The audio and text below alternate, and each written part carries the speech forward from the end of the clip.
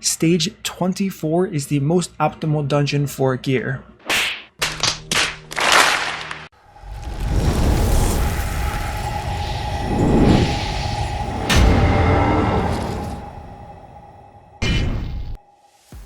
What's going on, guys? It is MurderInc here, back with another Raid Shadow Legends video, and today we are going to be talking about Stage 25 dungeons.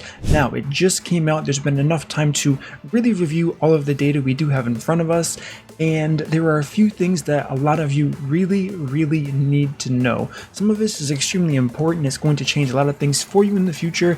Maybe Plarium's going to change this, I think they might.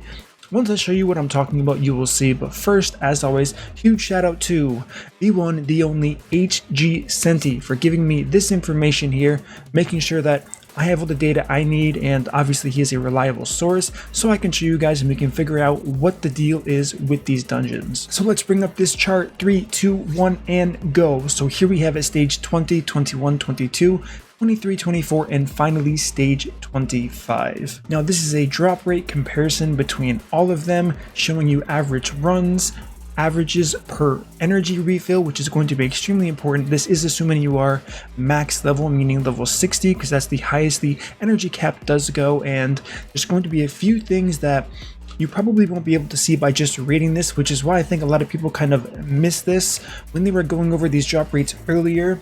So the conclusion is, per energy and per refill, stage 20 is going to remain the best bet for silver, tournaments, and event. Now, this is the kicker.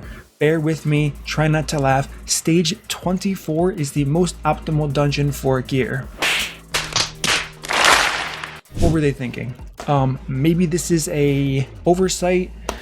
I'm not really sure why this is the case, and to clarify really quickly, there is a 0.002% chance higher if you are chasing those sweet 6-star legendary pieces from stage 25. So once again, 0.002% chance per energy refill of getting a 6-star legendary piece. You want it to farm stage 25. However, overall the optimal place for gear is going to be stage 24, which is not how the game's supposed to work.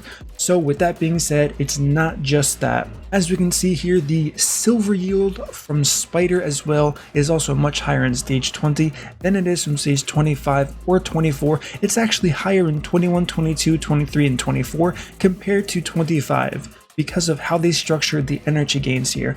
I'm sure they were thinking, let's make this better and not jump up the energy too much, which is why stage 25 doesn't cost 25 energy. Maybe that's the thought process. However, based on the way they have the drop rates, it doesn't really make sense per energy, even though they probably gave it their best shot, making stage 21 through 24 cost the same amount.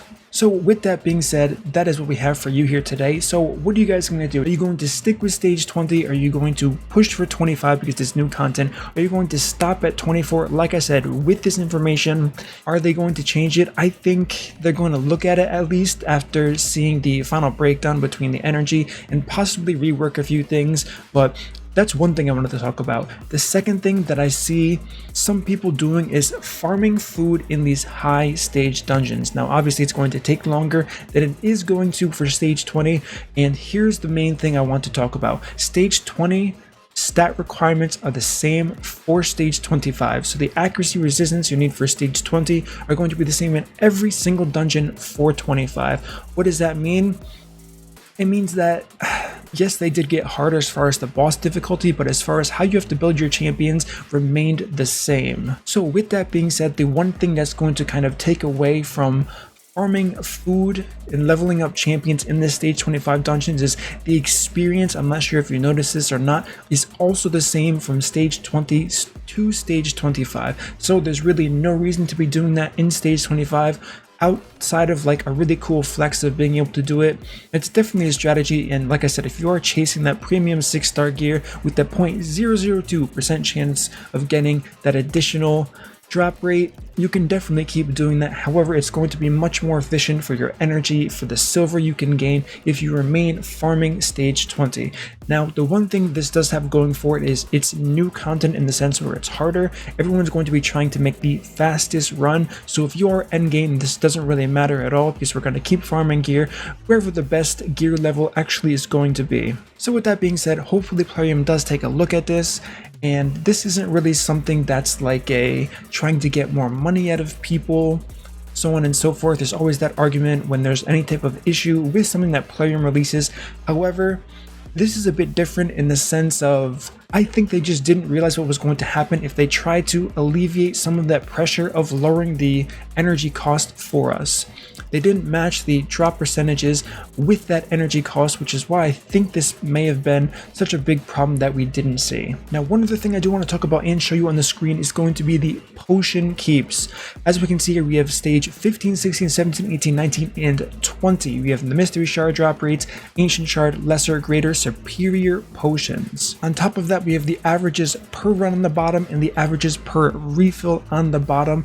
And I know some people were complaining that it's unfortunate mystery shards can still drop. It's unfortunate the brew percentage chance is the same. As we can see here, mystery shards and the brews have the same percent chance to drop across every single dungeon, stage 15 through stage 20. Some people weren't happy about that. However, one thing you really can't ignore, let's take a look at averages per run. Superior potions, 0.22% per run on stage 50, 1 on stage 20. That is a gigantic increase, so I'm really happy to see that. The fact that they got rid of lesser potions, which were an absolute pain. So many people have thousands and they don't have the silver, or they're not willing to waste the silver to get rid of them. This is going to help them so much more. And then finally, averages per refill, 2.41 from stage 15, 8.10 superior potions from stage 20. You really can't complain with those odds. I think this is great. Like I said, maybe they could have done better with the mystery shards and brews. However, brews definitely have its use, and so do mystery shards if you are active in clan versus clan. If you're not, you can definitely scratch off the mystery shards, but brews, no matter how you look at it, are still going to be valuable in this game. So now that we've gone over that bit of data, the final thing I do want to talk about is enemy max HP champions. I've seen a lot of people doing a lot of questionable things. I did mention in both of the videos I released, the first one for the spider dungeon, and then finally the second one for the Fire Knight stage 25 dungeon, where I was using enemy max health champions. And one thing I've been seeing that I really don't like to see, I'm not sure where this started or why this started, but people are using relentless gear, people are using reflex gear, things like that. In my opinion, and based on some of the statistics I've seen, you really don't want to be running those stats on enemy max health champions. Why? Simply because of the priority system in the AI. Now, if you could guarantee that reflex would always drop the cooldown of, say, Heartseeker for a cold heart, that would be beautiful. But if it drops it for the A2, it's going to spam that A2, and you're going to actually lose a turn from that Heartseeker, which can end up hurting you and lowering the consistency of your runs significantly. Now, that is the last thing you would ever want. Yes, you can build them a lot tankier. The stat requirements are going to be much lower as far as the damage you need, which is in fact the good news. But like I said, making it RNG with Relentless, I can't really stand behind that. I think you really want, especially if you want consistent runs, to get rid of as much RNG as possible. And the only way to do that is going to be running solid defensive gear with the max crit damage that you actually need for champions like Septimus Royal Guard and finally Cold Heart.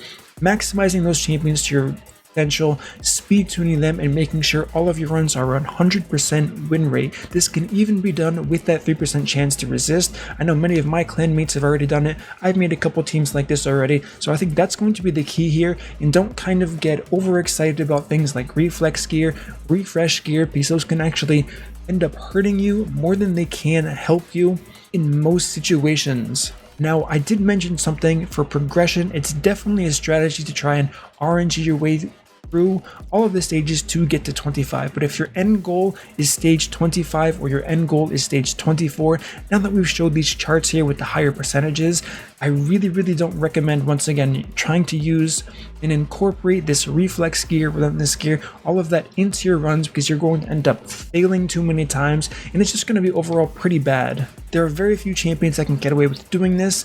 It has to do with being able to one-shot on a reset cycle all of the waves. So once you get to the actual boss, it doesn't matter at all what cooldown gets reset when. The perfect example here is going to be Seer. For my personal Fire Knight team, I believe my time is down to 1 minute and 18 seconds now, based on the same team that I had with the video release in the Fire Knight. And I do have refresh accessories on this champion. However, while it also brought my time down to 118 for the fastest, it also did increase the threshold of the overall spread of the average time. So these are things you have to consider. Now, the team isn't going to fail. However, I haven't really done the math yet to know if it's worth it having a possibility of a faster time and a possibility of a slower time, or if I can just condense all of these runs together, making consistent in a small window threshold for how much time it's going to take, and then continue on from there. Alright guys, that is going to conclude my video today on the information I think people really need to understand about these stage 25 dungeons. Pretty much all of the new dungeons, stage 21 through 25. Now that you have this information, give me your feedback. What are you going to do now?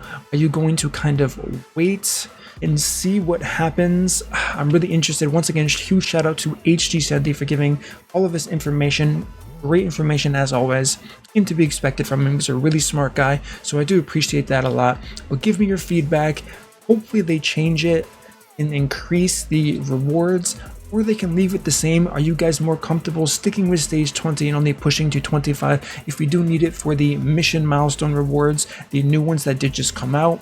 Maybe that is the goal they're going and the direction they're kind of looking for, and I can definitely get behind that and respect that, as long as people can consistently farm stage 20 and it does offer the most value for average player. Alright guys, as always, if you enjoy this content, don't forget to subscribe, like, turn on the notification bell, and I will see you all in my next upload.